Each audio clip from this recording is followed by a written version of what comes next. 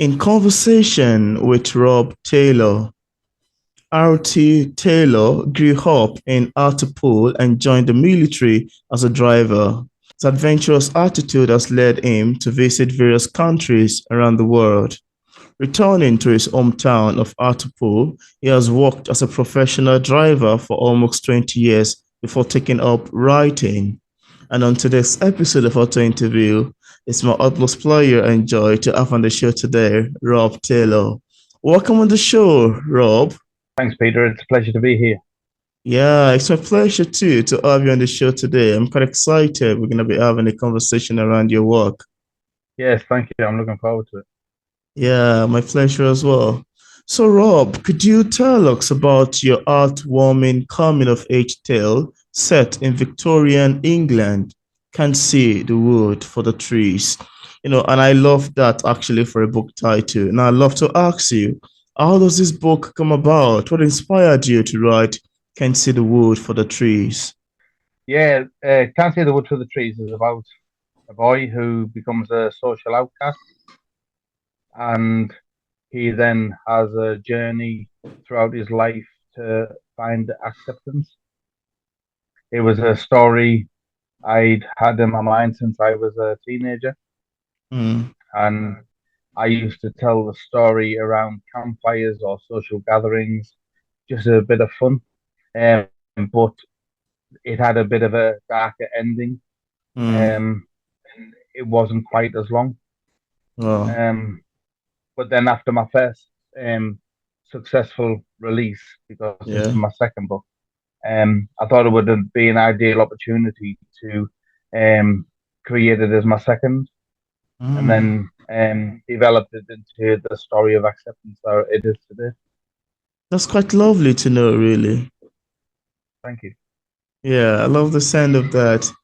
And now, Rob, you also have a thriller novel in the name of Anna. For readers who haven't read the book yet and without giving much information away, could we have a sneak of what I'd expect picking up Anna? And if you have a copy there, really, I'd love you to show it to the camera. Yep, I have a copy here. Yeah, beautiful Anna. Yeah, interesting. Lovely It's cover. uh, it's about it's a more the first one called Anna is a more adult themed book aimed at over 15s, and it's about a lady called Anna who Mm, returns to a insurance claims department job after having children, and she struggles to settle in with timekeeping issues, as in mm, struggling to turn up to work and what have you. And it's she then makes a terrible mistake at work, and well, she tries to use the rest of the book to figure her get her life back on track, really, with the mm. help of her colleagues. So yeah, but then you have to read the book to find out whether she gets it back on track. So Well, I love the sound of Anna, really. So I love to say thank you for sharing. And I'm curious to know if you experience any challenges in the process of writing your bold books. If there is any, could you share with us what challenge it is, how you ultimately overcame it? Also, how do you handle criticism as a writer, especially negative ones? my ideas come from developing the ideas that I get. Um, the initial idea I explore how it can become bigger and better. Sometimes it works, sometimes it doesn't. Um, but then um, it's it's amazing where inspiration can come from, because Mm, sometimes it can be like a bolt out of the blue. Other times you can have other people that can mention something to you that will then give you the inspiration required. I have yeah, a couple of examples if you want me to share them with you. that would be great. Uh, I was at a local shop, and I was thinking about my second book, Can't See the Wood for the Trees, Mm, and there was a forest scene, and I thought to myself, well, what would I do if I was in the forest? and most boys, men, they like to have sword fights with the sticks. And I Mm, thought that would be a great thing to explore, a sword fight to do with a boy and a man, and have some fun with that.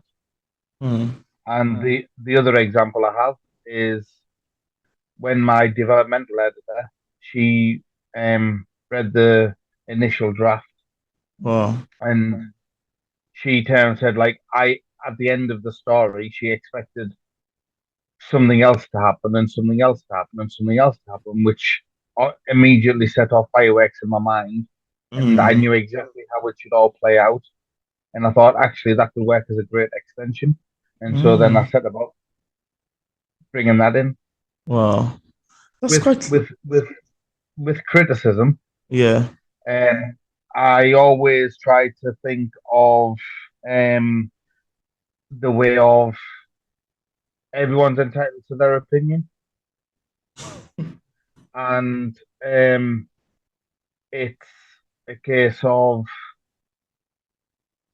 there's not for me. There's no such thing as bad criticism yeah, because you can either use it as a positive or you can use it as a negative. And if it's a mm, negative, then try not to dwell on it because when you see a movie, you automatically have your own opinion as to whether you like it or not. yeah. It's not necessarily a bad opinion, but uh, but yeah, it's all helpful to enable a writer to grow. Wow. Wow, I love your take on criticism actually because it's very important because it's one of the greatest things that weigh a writer down, especially once they get a bad one. It's demoralizing, brings someone's spirit down. So thank you so Yeah, much for sharing. It's amazing to have a snippet into how you react to one. yeah. Great. And now, apart from Can't See the Wood for the Trees and Hannah, do you have any other works you've authored or maybe currently working on? Yeah, I took a break after Can't See the Wood for the Trees because obviously I'm working on getting the title out there and to a wider audience as possible. Mm, But I'm currently in the planning stages of my third book. Can't give too much away, but it's about two guys that meet um while doing correctional work because they've been on the wrong side of the law. yeah. Um, and by supporting each other, um, it then goes down to like various um storylines as to how each of them play their own part in the story. Wow, that's quite lovely to know. I love your take on that, really. Thanks for sharing, and I hope that goes on successfully once you get it up. Me too. Yeah. Yeah. And now, Rob, is there anything that you'd love to share with the viewers about your book that we did not mention in this interview and you'd love the viewers to know? Basically, just do your research. Try not to force it. The amount of times that I get asked about writer's block, um, I don't. When I suffer from times of not non inspiration, Mm, it's I tend to tell them to like go off and do something else, completely unfocused from it.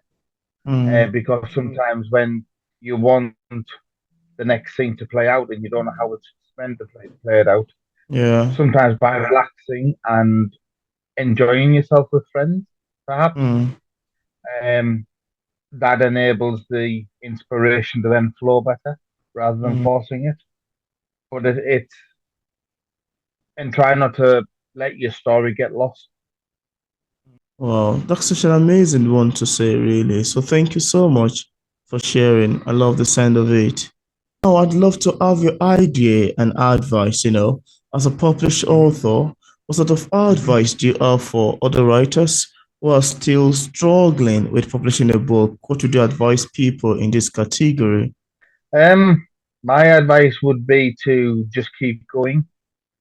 Um, most great authors get turned down um, multiple times. But what you've got to understand is there are more than one way to be published these days. Mm, So if try and send your initial story out to beta readers, and if you get enough positive feedback and you really believe in the story that you're trying to tell, then there's nothing wrong these days in self-publishing.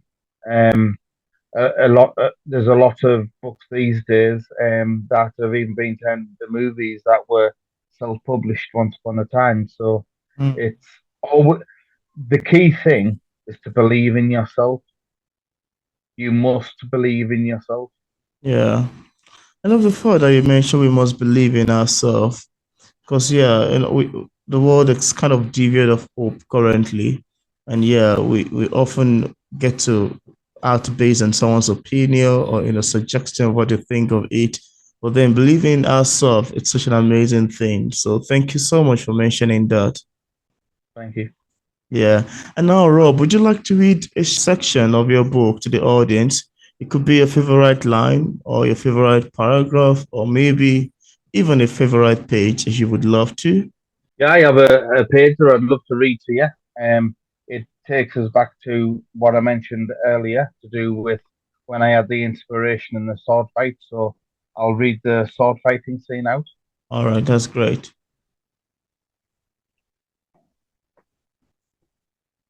Joseph's breathing became more labored from each swing. His daydreaming mind starts to wander. The stick transforms into an elaborately gilded sword, and he imagines himself as a gallant soldier. Each bush, each overhanging branch is vanquished with a heroic stab to the heart, Mhm, amputating limb after thorny limb. Take that, and that, you maggot. Meanwhile, William smiles a little to himself. Joseph, lost in his own world, absent-mindedly veers away from William to mm, slay the enemy shrubs off the beaten track. Joseph is shocked by his daydream, comes to a sudden stop. His opponent, neither dead or alive, just green. The light is sparse. He is just Joseph. mm, Were, were, Will, Joseph! William jumps from behind the tree, brandishing a much larger, more intimidating stick. With a face like thunder, brows murderous, and a vein ready to explode under his cowlick. Ah! Joseph ditches his humble blade and hides under a leafy carcass. William slowly steps forward, the quivering boy hiding in the vegetation. Draw your sword. well, Joseph looks at William, expecting to be scolded, only to be met with William standing in a fierce stance. On guard! William points his backside with the pointy end of the stick. A gleeful look appears on Joseph's face as he realizes William's innocent intention to spar. mm. Wow, that's quite amazing, really. I love your recitation and I love the Thank switch you. in tempo. I love the screaming alongside. It's amazing. Sounds like I'm listening to an audiobook, really. That's beautiful. Thank you. Yeah. So thank you so much for sharing. I really enjoyed it. And now, in case Right. we have, some viewers who are currently watching this interview and would love to get a Yeah. copy of any of your book, what platform is it available on for purchase? Both Anna and Can't See the Wood for the Trees are both available on Amazon. Great. And I left a link in the description part of this interview where interested viewers can get a copy of Rob Taylor's books directly on Amazon. So thank you so much, Rob, for accepting the Thank you. invitation to be featured on P English Literature. It's awesome having this conversation with you. Thank you, Peter. It's been a pleasure. Yeah, the pleasure is mine too.